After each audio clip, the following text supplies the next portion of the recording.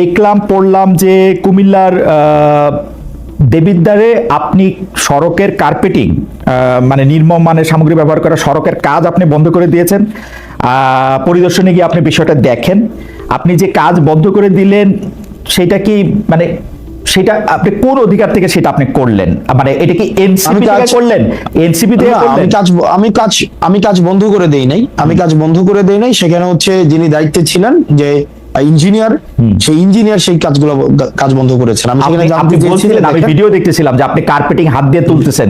এই দায়িত্বটা আপনাকে কে দিছে? এনসিপি নাকি আপনি নিজেই নিজেকে দিছেন? আমি বারবার আপনাকে এটা আমি নিজে নিছি। এই দায়িত্ব এটা নাগরিক দায়িত্ব। এটা নাগরিক দায়িত্ব। এই দায়িত্বটা এনসিপি থেকে না। এটা আমরা না, এই দায়িত্ব, এই নাগরিক দায়িত্বটা আমরা নেই নাই বলেই, আমরা এই নাগরিক দায়িত্বটা আমরা নেই নাই বলেই এতদিন পর্যন্ত আমাদের নেতারা আমাদেরকে বুঝুন বুঝাইতে পারছে। এটা হচ্ছে, এবং এটা এখন আপনি আমাকে প্রশ্ন করতে পারেন এর আগে এই ধরনের ঘটনা আমি কখনো করেছি কিনা রাজনৈতিক দল হওয়ার আগে। এর আগে অসংখ্য এরকম নাগরিক বিভিন্ন সম্পৃক্ত ইস্যুতে আমার বিভিন্ন সময় আপনি কি বুঝতে পারতেছেন? আপনি যে নাগরিক দায়িত্বের কথা বলতেছেন, আমরা সকল নাগরিকরা যদি এরকম করে গিয়ে নাগরিক দায়িত্ব, আপনার বাড়ি দেবিদ্বার, আমার পাশের থানা, আমার মুরাদনগর, আমি গিয়ে যদি রাস্তার কার্পেটিং তুলতে থাকি, আপনি এটার কার্পেটিং তুলতে থাকবেন, ইঞ্জিনিয়ারকে ডাক দিয়ে বলবেন এই কাজ এখন বন্ধ করেন, আপনি ঠিকাদারকে বলবেন আপনার বাবা 50 বছর ধরে এর চেয়ে ভালো কাজ করে আসতেছে বা আপনি তার চেয়ে ভালো কাজ না, আমি এটা বলি নাই।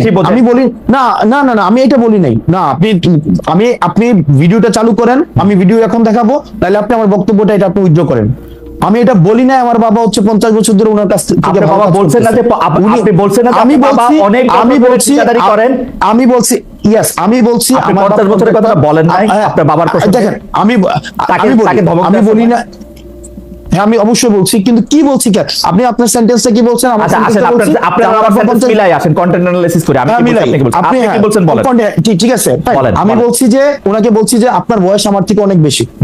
আমি ওনাকে বলছি, আমার স্পষ্ট মনে আছে যে আপনার বয়স আমার থেকে অনেক বেশি, এবং আমার বাপ এই কাজ করে অনেক বছর ধরে, অনেক বছর ধরে কাজ করে, 40-50 বছর ধরে, 50 বছর ধরে করে। আমি কি আমার বাপ 50 বছর আমি কি বলছি? হ্যাঁ 50 বছর ধরে। আপনি বলছেন আমার বাপ নাকি ওনার কাছ থেকে, ওনার থেকে ভালো কাজ করে। আচ্ছা না, এই কনস্ট্রাকশন রিলেটেড কাজের সাথে আপনি এটা বলছেন, আপনি এটা বলছেন, শুনে যান, আপনি এটা বলছেন যে ওনার কাছ থেকে ভালো কাজ করে। আমি এটা বলি নাই তো।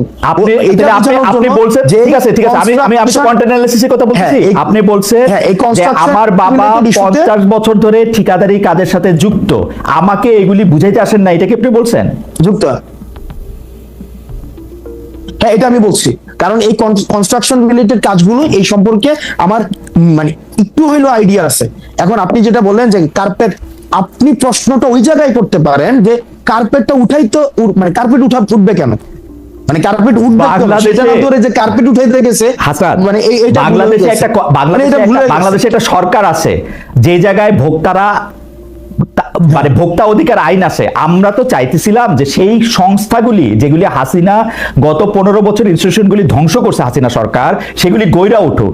আপনি বলতেছেন আপনার নাগরিক দায়িত্ব, হাত দিয়ে কার্পেটিং তুলে ফেলবেন এবং ইঞ্জিনিয়ারকে বলবেন কাজ বন্ধ করে দিতে। আমি না এক্স্যাক্টলি আপনি যেটা চাইতেছেন আমি ওইটা চাইছি। আমি ভুলটা ধরাই দিছি যে আপনার যেই অর্গানাইজেশনস গুলো আছে, যেটা দায়িত্ব সেটা প্রপারলি ফাংশন করতেছে না।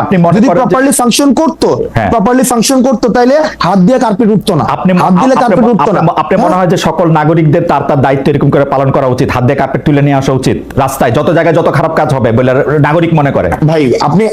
ভাই আপনার হাত দিয়ে কার্পেট উঠে নিয়ে আসা, আমি বলি হাসান, আমিও একজন নাগরিক, আপনিও একজন নাগরিক, আপনার বাড়ি দেবিদ্বার, আমার বাড়ি মুরাদনগর, আপনি রাস্তার মধ্যে হাত দিয়ে কার্পেট তুলে আপনি বলতেছেন আপনি ফ্রাস্ট্রেটেড ভাই। কেন ফ্রাস্ট্রেটেড বলেন ভাই?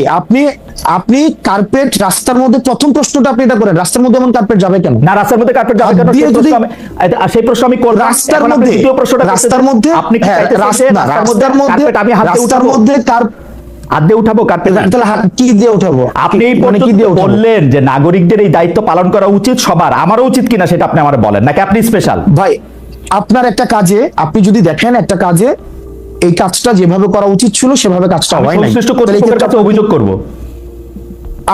আমি রাস্তায় হাত দিব না, কর্তৃপক্ষের কাছে আমি রাস্তায় হাত দিব না। এইটা আইন নিজের হাতে তুলে আমাদের দেশে আপনি যেটা করছেন সেটাও আইন নিজের হাতে তুলে আমাদের দেশে। শুনেন, আমাদের দেশে না, আমি আইন নিজের হাতে তুলে নেই। আমি আর নিজের হাতে তুলে নি, আমার দেশের কাজটা ঠিকভাবে হইতেছে না সেই জিনিসটা হচ্ছে আমি দেখাইছি যে দেখেন এখানে 5টা স্তরে কাজটা ঠিকভাবে হইতেছে না, এবং সরকার এত কোটি টাকা ইনভেস্ট করার পরও আপনি এমন ভাবে কাজ করতেছেন যে কাজটা প্রপারলি এটা কোনো ফাংশনালি হইতেছে না, যার যেটা করা দরকার ছিল সে সেটা করতেছে না, তাকে তখন ইঞ্জিনিয়ার এসে সেই কাজ বন্ধ করছে। তো তার মানে কি আমার দেশের যে প্রবলেমটা সেই প্রবলেমটা নিয়ে আমরা কথা বলবো না? হাসনাত, আপনি যে দেখাবো না এই প্রবলেমটা, মানে প্রবলেমটা। হাসনাত, আপনি যে কাজটা করছেন এটার জন্য তো আমি বুঝতে পারতেছি আপনি অনেক প্রাউড। আপনি কি চান যে আমরা সবাই এইভাবে আমাদের আমি কাজগুলি proud- করি? না না, আমি প্রাউড না। না, মনে করেন যে এটা আমি হচ্ছে- আজকে আমি দেখেন- আবারও আমার দেখেন, উদাহরণ দিচ্ছি, আমি একজন সাধারণ নাগরিক, আমাদের আমি institution-গুলো যদি আমাদের দলের ভাই, বড় আমাদের নেতা না, আমি institution-গুলো যদি যদি এখন মুরাদনগরের আমাদের- রাস্তাটা দেখি আমি এটা হাত দিয়ে তুলবো কিনা, আমার প্রশ্ন সরল। আপনি যদি দেখেন কাজটা ঠিকঠাক ভাবে হইতেছে কিনা, এটা কি মানে মানে এটা আমার দেখার দায়িত্ব? অবজার্ভ করা, মানে আমি দেখবো? আপনি কি আপনি আচ্ছা এটা দেখার দায়িত্ব আপনার না, কিন্তু আপনি যখন দেখছেন যে কাজটা ঠিকঠাক অভিযোগ ভাবে করবো, হইতেছে না, আমি বললাম আমি তখন- অভিযোগ করবো, তখন অভিযোগ হ্যাঁ, করবো। Complaint আমাদের authority দেশে ওকে ফাইন, আমাদের দেশের ওই কালচারটা, আপনি যে কালচারটা দেখেন আইডিয়াল কালচারটা, সেটা আমিও দেখি যে আমাদের দেশের ইনস্টিটিউশন গুলো প্রপারলি ফাংশন করুক, কিন্তু আমাদের দেশ করে নাই তো ভাই। আমরা তো দেখছি হচ্ছে রডের বদলে বাঁশ দিয়ে হচ্ছে ব্রিজ বানাইছে, রডের বদলে যে বাঁশ দিয়ে ব্রিজ বানাইছে, প্রপার অথরিটিকে যে বলছে না তো বছর ধরে প্রপার। আমি আসনাত আব্দুল্লাহ তো হচ্ছে এর আগে কার্পেট উঠাই নাই গিয়া, তাহলে কার্পেট আপনারা তো অনেক বছর ধরে প্রপার অথরিটিকে অভিযোগ দিতেছেন, তো প্রপার অথরিটিকে অভিযোগ দেওয়ার পরে তাইলেও রডের বদলে বাঁশ গেল কেন, তাইলেও হচ্ছে আপনার কার্পেটিং হাত দিলে উঠে যায় কেন, কষ্টটা করেন আমার মনে হয় উঠে যায় কেন, হাসনাত, হাত দিলে উঠে যায় কেন? হাসনাত, আমি আপনাকে বলি, আপনি যে উদাহরণ জাতির সামনে রাখতেছেন, লক্ষ লক্ষ কোটি কোটি মানুষ আপনাকে ফলো করে, এই উদাহরণটা দিলে এই যে সাধারণ একজন মানুষ আমার মতো, সেও এই কাজটা নিজের হাতে করার ব্যাপারে উৎসাহী হবে কিনা সেটা আমি আপনাকে ভাইবা দেখতে বলছি। আপনি যেটা করছেন সেটা আপনার জন্য ঠিকই আছে, আপনি তো এটাই করবেন। ওকে, আপনি এটা করবেন কারণ আপনি নেতা, আপনি তো পদ দেখাবেন, আপনি নেতা, আপনি পদ এটা দেখাবেন। আরেকটা বিষয় আছে কি ভাই, এটা আরেকটা ইস্যু আছে, এটা আরেকটা বিষয় আছে। আমি আজকে কার্পেট হাত দিয়ে উঠাইছি, যখন এর পরবর্তীতে ওই রাস্তাটা যে করবে, কন্ট্রাক্টর করবে অথবা হচ্ছে যে ইঞ্জিনিয়ার করবে, কার্পেট যেন হাত দিলে না উঠে এই বিষয়ে সে সচেতন। এবং বাংলাদেশে এরকম কাজ যদি আরো 4,500 হয়ে থাকে, 4,500 জায়গায় এরকম কার্পেট দিয়ে হাত তোলা উচিত, তাই তো ব্যাপারটা? মানে এই 4.5 একটা তো এটা তো বিচ্ছিন্ন ঘটনা না, এটা তো বিচ্ছিন্ন ঘটনা না। এই মুহূর্তে তো অনেকগুলি জায়গায় এরকম কার্পেটিং আছে, সেগুলি মানুষ হাত দিয়ে তুলবে কিনা? আমার একটা কার্পেটিং উঠানোতে যদি বাংলাদেশের লক্ষ লক্ষ মানুষ কার্পেট উঠাইতে শুরু করে, আমার একটা কার্পেট উঠানোর এই এক্সাম্পলটা লক্ষ লক্ষ মানুষ যেন কার্পেট উঠাইতে না হয়, সেটার জন্য প্রশাসন প্রয়োজনীয় ব্যবস্থা ঠিক আছে, এটা আপনার ব্যাখ্যা। আপনি এই কাজটা কি মানে এই কাজটা যে খারাপ হয়েছে সেটা কি আপনি এমনি জানলেন না কেউ আপনাকে তদবির করে এটা জানাইছে? মানে আপনাকে কেউ জানাইছে? এটা আমার সাংবাদিক জানাইছে। এটা আপনাকে সাংবাদিক জানাইছে। আপনার কাছে কি এইটা তদবির হিসেবে আসছে, নাকি আপনি আপনার নির্বাচনী এলাকা যেখান থেকে আপনি নির্বাচনী করবেন বলে শোনা যায়, বা আপনার নিজের গ্রামের বাড়ি, দানাবাড়ি, দাদাবাড়ি, সেখানে যাচ্ছিলেন তারপর সেটা করছেন? না, এটা হচ্ছে যে আপনার আমাকে এলাকা থেকেও অনেকবার বলা হয়েছে এর আগেই। আমি নরমালি হচ্ছে খুব কম আমার এলাকায় যাওয়ার সুযোগ হয়, তো সেক্ষেত্রে একদিন আমাদের রেজিস্ট্রেশনের পরের দিন আমার হচ্ছে এক সাংবাদিক দেখাইলো যে এই রাস্তা না, আরো অনেকগুলো রাস্তা হচ্ছে এই ধরনের নিম্নমানের কাজ হচ্ছে, এবং দেখা যাচ্ছে যে এই ধরনের কোনো ব্যবস্থা নেওয়া হচ্ছে না। এলাকার মানুষও খুব ক্ষুব্ধ, এবং হচ্ছে এই বিষয়ে যেন প্রয়োজনীয় ব্যবস্থা আমরা সবাই মিলে নেই, সেই জন্য আমি জাস্ট গিয়েছিলাম সেখানে, এবং দেখলাম তো এই দুরূহ অবস্থা। কিন্তু আমি আবার নিজের প্রতি সরি ফিল করতেছি আসলে, যে আমার উচিত হয় না, আমার মাপ চাওয়া উচিত, একটা গণমাফ কর্মসূচি হয়তো একটা পালন করা উচিত আমার। মানে এটা কেন বললেন? আমাকে খোঁচা দিলেন? না, খুঁজে দেয় না, আমি গণমাফ কর্মসূচি আমি বুঝি না, হঠাৎ করে সারা দেশে সবাই যদি এখন সারা দেশের সবাই যদি কার্পেট উঠানো শুরু করে, তাহলে তো আসলে আমার তো তাই, আপনি সেই আহ্বানই জানাইতেছেন, আমার কাছে মনে হলো আপনি তো নেতা, আপনি যেটা করবেন তাই করবে। এই যে এখানে আমাকে মানুষ, এই যে এখানে আপনার অনুসারীরা আমাকে মেসেজ করতেছেন, রাস্তা কি খালি চোখ দিয়ে বোঝা যায়? হাত দিয়ে উঠাইলেই রাস্তা বোঝা যায় রাস্তা খারাপ। This is the way. আপনি আপনারা পথ দেখাইতেছেন, এটা হচ্ছে আমাদের আলোর পথ। আমি পরবর্তী প্রসঙ্গে আসি।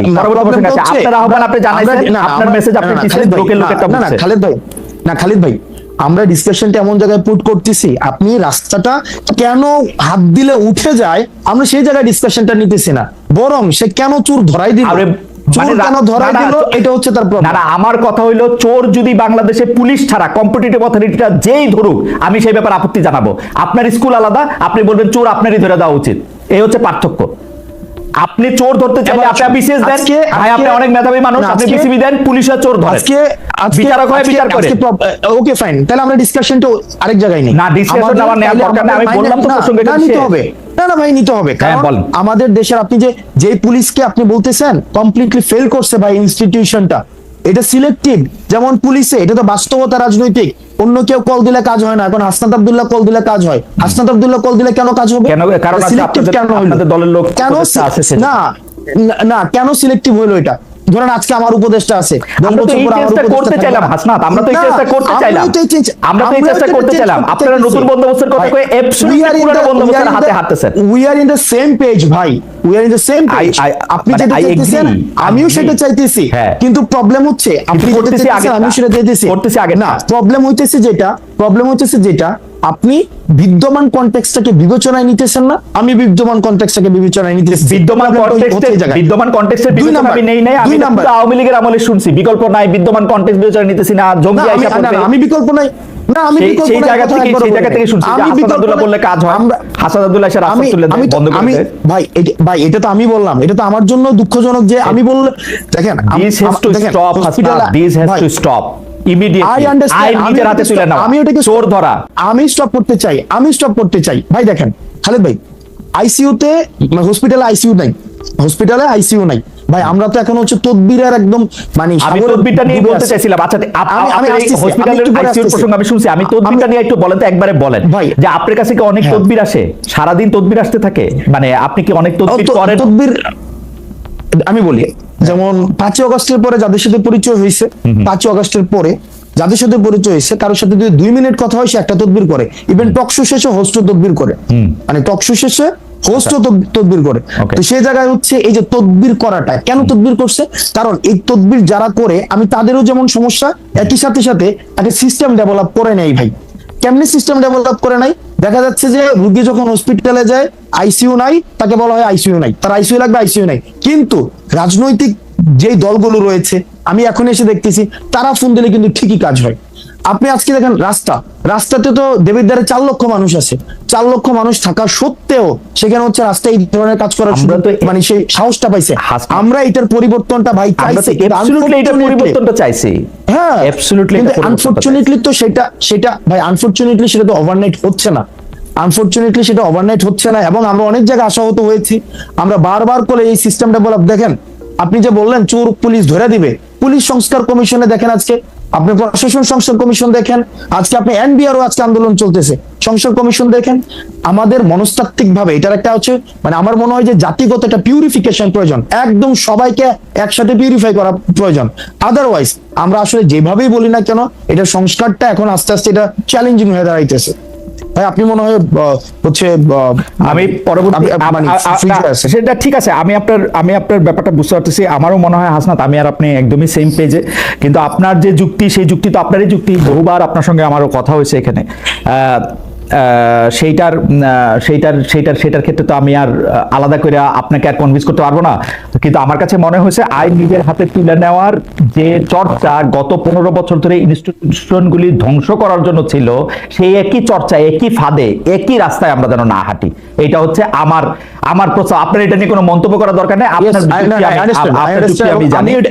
আমি এটাকে শতভাগ মানি। একই সাথে আমি এটাও চাই কোন রাজনীতিবিদ যেন তদবির করতে না হয়, কোন রাজনীতিবিদদের যেন যাওয়া না লাগে, কোন রাজনীতিবিদদের ফোনে যেন কোনো ফাইল না ছুটে। আর ঠিক আছে, এটা যেন অটোমেটিক একটা প্রসেসে দাঁড়ায়, এটা যেন একটা অটোমেটিক প্রসেস হয়। ঠিক আছে, আমাদের গবেষক, আমি আসলে চট করে এমনিতে সময় শেষ হয়ে যাচ্ছে এবং মানে কিছুটা সময় আপনার থেকে একটু বাড়তি নিতে চাই। আমাদের গবেষক দল একটি ছোট কোট পাঠিয়েছে আপনাকে এটি পড়ে শোনানোর জন্য। সেটি হচ্ছে যে এর আগের প্রসঙ্গে, ওই হেফাজত ইসলামের জনসভায় যাওয়া প্রসঙ্গে, সেটা হচ্ছে এনসিপির সিনিয়র যুগ্ম আহ্বায়ক আরিফুল ইসলাম আদিব বলেছিলেন, হেফাজত ইসলামের সমাবেশে দল হিসেবে এনসিপিকে আহ্বান করা হয়নি, অভ্যুত্থান পরবর্তী নেতা হিসেবে ব্যক্তিগত জায়গা থেকে হাসনাত আব্দুল্লাহ এই সমাবেশে অংশ নিয়েছেন। তিনি আরো বলেছিলেন যে ওই সমাবেশে অংশগ্রহণ করবে কিনা এটা এনসিপি জানতো কিনা। প্রশ্নের জবাবে তিনি বলছেন, কোট যাবে এটা জানতাম, যাওয়ার বিষয়ে আমরা নেতিবাচক ছিলাম না। হাওয়েভার, এটা হচ্ছে তার মন্তব্য। আমরা পরবর্তী প্রসঙ্গে যাই। এনসিপি হিসাবে দাওয়াত করা হয়নি সেটি তিনি বলেছেন জনাব আদিব। আমরা পরবর্তী প্রসঙ্গে যাই। আমরা যা দেখেছি যে সাবেক রাষ্ট্রপতি জনাব আব্দুল হামিদের থাইল্যান্ড যাওয়ার বিষয়টির প্রতিবাদে আপনার নেতৃত্বে যমুনা ও শাহবাগের আন্দোলনের মুখে সরকার আওয়ামী লীগের কার্যক্রম নিষিদ্ধ করে, কিন্তু হামিদ সাহেবের দেশত্যাগ যে শুধু চিকিৎসার জন্য ছিল, সরকারের অনুমোদনের ভিত্তিতেই সেটা ফিরে এসে তিনি প্রমাণ করেছেন। আমাদের অনুষ্ঠানে বা অন্যান্য জায়গায় আমাদের অনুষ্ঠানে এক বিএনপি নেতা জয়নুল আবদিন ফারুক তিনি সরকারের দিকে আঙুল তুলে বলেছেন হামিদ ইস্যুতে সরকার এনসিপিকে দিয়ে নাটক মঞ্চস্থ করিয়েছিল আওয়ামী লীগের কার্যক্রম নিষিদ্ধ করার জন্য। আপনি সেই নাটকের কেন্দ্রীয় চরিত্রে অভিনয় করেছিলেন কিনা সেটি হচ্ছে প্রশ্ন। বিএনপি নেতার অভিযোগ নিয়ে কি বলবেন, যে সেটি আসলে নাটক ছিল কিনা, সরকার এনসিপিকে দিয়ে নাটক করিয়েছিল কিনা? না, সরকার এনসিপি দিয়ে নাটক করেনি। সরকারের হচ্ছে এখানে একটা ব্যর্থতার পরিচয়, যে এতদিন পরেও একটা দীর্ঘদিন আমরা বারবার করে বলে আসছিলাম যে আওয়ামী লীগের বিষয়টা সিদ্ধান্তে আসতে, কারণ আওয়ামী লীগের এই বিষয়টাকে সিদ্ধান্ত নিয়ে আসলে আমরা দেখতে পাচ্ছিলাম যে সংকট আসলে ঘনীভূত হচ্ছে, কোনো সিদ্ধান্তে আসা যাচ্ছে না।